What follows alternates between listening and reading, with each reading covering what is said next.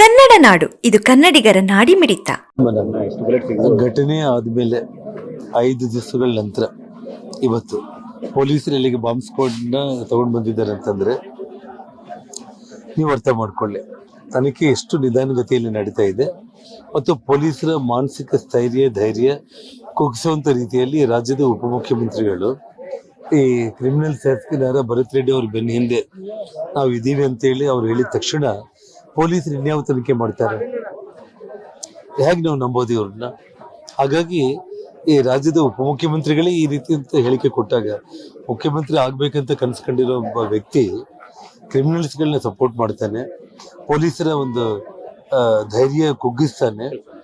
Janardhan ರೆಡ್ಡಿಗೆ security ಬೇಕಂದ್ರೆ America ಚೈನಾದಿಂದ ಬೇಕಿದ್ರೆ ತಗೊಂಡ್ ಬರ್ಲಿ ಅಂತೇಳಿ ದುರಹಂಕಾರದ ವ್ಯಂಗ್ಯದ ಮಾತುಗಳನ್ನ ಮಾತಾಡ್ತಾರೆ ಅಂತಂದ್ರೆ ಈ ಮನುಷ್ಯ ನಾಳೆ ಈ ರಾಜ್ಯದ ಮುಖ್ಯಮಂತ್ರಿ ಆದ್ರೆ ಈ ರಾಜ್ಯದ ಜನರ ಗತಿ ಏನಾಗ್ಬೇಕು? ಹಾಗಾಗಿ ಪೊಲೀಸರಿಗೆ ಇವಾಗ ಒಂದು ಬುಲೆಟ್ ಸಿಕ್ಕಿದೆ ಅಂತ ಹೇಳಿದ್ದಾರೆ. 5 ದಿನಗಳಿಗೆ 40 ಬುಲೆಟ್ಗಳು ಎಲ್ಲೆಲ್ಲಿ ಬಾಯಿ ಆಗಿರುತ್ತೆ, ಪೊಲೀಸರೇ ಎತ್ತಾಕೊಂಡು ಹೋಗಿರ್ತಾರೆ ಅನ್ನೋ ಅನುಮಾನ ನನಗಿದೆ.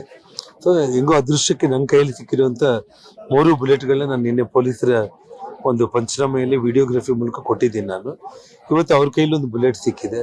ಯಾಕಂದ್ರೆ ಒಂದು ಸಿಕ್ಕಿಲ್ಲ ಅಂದ್ರೆ ಪೊಲೀಸರ ಕಣ್ಮುಂದೇನೆ ಫೈರಿಂಗ್ ಆಗಿದೆ ಅಂದ್ರೆ ನೀವೇನ್ ಮಾಡ್ತಾ ಇದೀರಿ ಅಂತೇಳಿ ಪಾಪ ಒಂದು ಬುಲೆಟ್ ತಗೊಂಡಿದ್ದಾರೆ. ನೋಡೋಣ ಇನ್ನ ಮುಂದೆ ಏನೇನ್ ಮಾಡ್ತಾರೆ. ಪೋಸ್ಟ್ ಮಾರ್ಟಮ್ ಬಗ್ಗೆ ಅನುಮಾನ ವ್ಯಕ್ತಪಡಿಸಿದ್ದಾರೆ. ಅವ್ರು ನೋಡಿ ಪೋಸ್ಟ್ ಮಾರ್ಟಮ್ 2 ಬಾರಿ ಮಾಡಿಸೋ ಅವಶ್ಯಕತೆ ಏನಿತ್ತು? ಆ ಡಾಕ್ಟರ್ಗಳ ಮೇಲೆ ಪೊಲೀಸರ ಮೇಲೆ ಎಷ್ಟು ಒತ್ತಾಯ ಇರ್ಬೇಕು ಹೇಳಿ ನೀವು? ಹಾಗಾಗಿ ಅಂದ್ರೆ ಆ ಒಬ್ಬ ಕ್ರಿಮಿನಲ್ ಶಾಸಕ ಭರತ್ ಅವ್ರ ತಂದೆನೂ ಕ್ರಿಮಿನಲ್ ಆಗಿರೋ ಕಾರಣ ಅವ್ರ ತಂದೆ ನಾರಾಯಣ್ ರೆಡ್ಡಿ ಅವರು ಒತ್ತಾಯದಿಂದಾನೇ 2 ಬಾರಿ ಪೋಸ್ಟ್ ಮಾರ್ಟಮ್ ಆಗಿದೆ ಅನ್ನುವಂಥದ್ದು ನಮಗೆ ಪಕ್ಕಾ ಮಾಹಿತಿ ಇವಾಗ ಬಂದಿರುವಂತದ್ದು.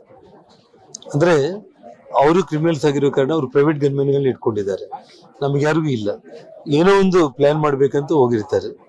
ಸೊ ಅದು ಹಾಗಾಗಿ ನಾನು ಈ ರಾಜ್ಯದ ಮುಖ್ಯಮಂತ್ರಿಗಳಿಗೆ ನಿಷ್ಪಕ್ಷಪಾತ ತನಿಖೆಯನ್ನ ಮಾಡೋದ್ರ ಮೂಲಕ ಇವತ್ತು ಸಂಜೆ ಒಳಗಡೆ ಮಾಧ್ಯಮಗಳ ಮೂಲಕ ಇಡೀ ಕರ್ನಾಟಕ ರಾಜ್ಯದ ಜನರಿಗೆ ನೀವು ಇಂಚಿಂಚು ಬಯಲು ಮಾಡದೆ ಹೋದ ಪಕ್ಷದಲ್ಲಿ ನಾವು CBI ತನಿಖೆ ಅಥವಾ ಸಿಟ್ಟಿಂಗ್ ಹೈಕೋರ್ಟ್ ಜಡ್ಜ್ ಮೂಲಕ ತನಿಖೆ ಆಗೋದಕ್ಕೆ ಇವತ್ತು ಸಂಜೆ ಒಳಗಡೆ ನೀವು ಇದಾದ್ರೂ ಮಾಡಿ ಅಥವಾ ಆ ತನಿಖೆಗಾದ್ರೂ ಕೊಡಬೇಕು. ನಿಮಗಿದೆ ನಮ್ಮ ಮೀಡಿಯಾವ್ರಿಗೆ ವಿಶ್ವಾಸ?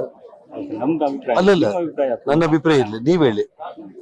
ಮೊದಲನೇ ದಿನ ಫೈರಿಂಗ್ ಆದ್ರೆ ಜನವರಿ 1ಗೆ 5ನೇ ತಾರೀಕು ಬಂದು ಬುಲೆಟ್ ಹುಡುಕ್ತಾರೆ ಅಂತಂದ್ರೆ ಅರ್ಥ ಏನು?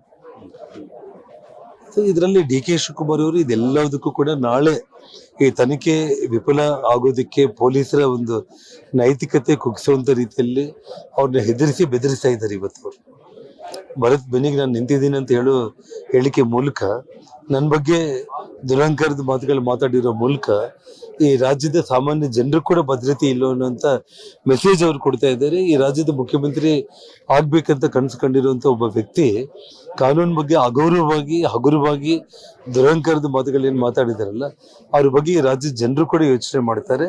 ಹಾಗಾಗಿ ರಾಜ್ಯ ಸರ್ಕಾರದ ಈ ಪೊಲೀಸ್ ತನಿಖೆ ಮೇಲೆ ನಮಗೆ ವಿಶ್ವಾಸ ಇಲ್ಲ. ಯಾವುದೇ ಕಾರಣಕ್ಕೂ ಕೂಡ ಸಂಜೆ ಒಳಗಡೆ ಸಿದ್ದರಾಮಯ್ಯ ಅವರು ಮಾಧ್ಯಮಗಳ ಮೂಲಕ ಎಲ್ಲ ಇನ್ವೆಸ್ಟಿಗೇಷನ್ ಪೂರ್ತಿ ಮಾಡಿ ಸಂಪೂರ್ಣ ಮಾಹಿತಿಯನ್ನು ಕೊಡಬೇಕು. ಇಲ್ಲವಾದಲ್ಲಿ ಒಂದು ಈ ಕಳಂಕ ಹೊತ್ಕೊಂಡು ಯಾವ ಬಳ್ಳಾರಿಗೆ ಪಾದಯಾತ್ರೆ ಮೂಲಕ ಬಂದು ಅಧಿಕಾರ ವಹಿಸ್ಕೊಂಡಿದ್ದರು, ಯಾವ ಜನಾರ್ದನ್ ರೆಡ್ಡಿ ಮೇಲೆ ಆರೋಪಗಳು ಮಾಡಿ ಬಂದಿದ್ದರು, ಅದೇ ಜನಾರ್ದನ್ ರೆಡ್ಡಿ ಮೇಲೆ ಆಗಿರುವಂತ ಒಂದು ಹತ್ಯೆಹಿತದ ದಾಳಿಯಿಂದ ಕೆಟ್ಟ ಕಳಂಕದಿಂದ ಈ ರಾಜ್ಯದ ಮುಖ್ಯಮಂತ್ರಿಯಾಗಿ ನೀವು ಮನೆಗೆ ಹೋಗ್ಬೇಕಾಗುತ್ತೆ. ದಯಮಾಡಿ ಹೇಗೋ ನೀವು ಆಗ್ಬಿಟ್ಟಿದ್ರಿ ಮುಖ್ಯಮಂತ್ರಿ 2 ಬಾರಿ, ಮನೆಗೆ ಹೋಗೋ ಟೈಮ್ನಲ್ಲಿ ಗೌರವದಿಂದ ಮನೆಗೆ ಹೋಗ್ರಿ. ಸರ್, ಹಂಗಾದ್ರೆ ನೀವು ಪಾದಯಾತ್ರೆ ಮಾಡಿದ್ರಿ, ನೀವು ಅವ್ರ ಅಧಿಕಾರಕ್ಕೆ ಬಂದ್ರು, ನೀವು ಪಾದಯಾತ್ರೆ ಮಾಡಿದ್ರೆ ಅವ್ರ ಅಧಿಕಾರದಿಂದ ಕೆಳಗಿಳಿತಾರೆ ಅಂತ ಹೇಳ್ತಾರೆ. ಹೌದು, ಏನ್ ಹೇಳಿದ್ರು ಕೂಡ ಅಧಿಕಾರಿ ಕಳ್ಕೊಳ್ಳೇಬೇಕಲ್ಲ ಅಷ್ಟೇ. ಅದ್ರಲ್ಲಿ ಏನಿದೆ ಸ್ಪೆಷಲ್ ಏನಿದೆ ಅಷ್ಟೇ. ಜಟ್ಟ ಸೆಕ್ಯೂರಿಟಿ ಬಗ್ಗೆ ಹೇಳಿದ್ರು ಸರ್, ಜಟ್ಟ ಸೆಕ್ಯೂರಿಟಿ ಬಗ್ಗೆ ಕೇಳಿದ್ರು. ಆ ಬಗ್ಗೆ ಅಂದ್ರೆ ಈಗ ಸೆಕ್ಯೂರಿಟಿ ಬಗ್ಗೆ ಏನಾದ್ರು ಅನುಮಾನಗಳಿದೆಯಾ? ಅವರು ಡೈರೆಕ್ಟ್ ಆಗಿ ಹೇಳ್ತಾ ಇದ್ರಲ್ಲ, DK ಶಿವಕುಮಾರ್ ಅವರು ನಾನು ಸೆಕ್ಯೂರಿಟಿನೇ ಕೊಡಲ್ಲ ಅಂತ ಹೇಳ್ತಾ ಇದ್ದಾರೆ. 100 ಮಂದಿ BJP ಕಾರ್ಯಕರ್ತನ ಇಟ್ಕೊಳ್ಳಿ, ಇಲ್ಲ ಅಮೆರಿಕ ಚೈನಾದಿಂದ ತರಿಸ್ಕೊಳ್ಳಿ ಅಂತ ಹೇಳಿ. ಅದಕ್ಕೆ ನಾನು ಹೇಳಿದ್ದು, ನೀವೇನ್ ಕಿಸಿಯೋದಕ್ಕಿದ್ದೀರಿ ಈ ರಾಜ್ಯದ ಉಪಮುಖ್ಯಮಂತ್ರಿಯಾಗಿ? ಸರ್, ಹಂಗಾರೆ ಬೆಂಗಳೂರು ಪಾದಯಾತ್ರೆ ಕನ್ಫರ್ಮ್ ಸರ್? ಬಳ್ಳಾರಿ ಅದು ಪಕ್ಷದ ಹಿರಿಯರು ತೀರ್ಮಾನ ಮಾಡ್ತಾರೆ. ತನಿಖೆ ಸರಿ ಆಗ್ತಿಲ್ಲ ಅಂತ CM ಅವರಿಗೆ ಹೇಳೋದಕ್ಕೆ ಪ್ರಯತ್ನ ಇಷ್ಟೊತ್ತು ನಾನು ಹೇಳಿದ್ದೆ ಅಲ್ವಾ? ನಾನು ಅಧಿಕೃತವಾಗಿಲ್ಲ ಇವಾಗ ನಾನು ಇಷ್ಟೊತ್ತು ಹೇಳ್ತಾ ಇರೋದು ಅದೇ ಅಲ್ಲ. ನಾನು ಯಾರಿಗೆ ಅಲ್ಲ, ಇನ್ನು ನಿಮಗಿಂತ ಪತ್ರ ಇನ್ನೇನ್ ಬೇಕು? ಸಬ್ಸ್ಕ್ರೈಬ್ ಮಾಡಿಕೊಳ್ಳಲು ಕೂಡಲೇ ಪಕ್ಕದಲ್ಲಿ ಕಾಣುವ ಬೆಲ್ ಐಕಾನ್ ಕ್ಲಿಕ್ ಮಾಡಿ ನೋಟಿಫಿಕೇಶನ್ ಪಡೆಯಿರಿ.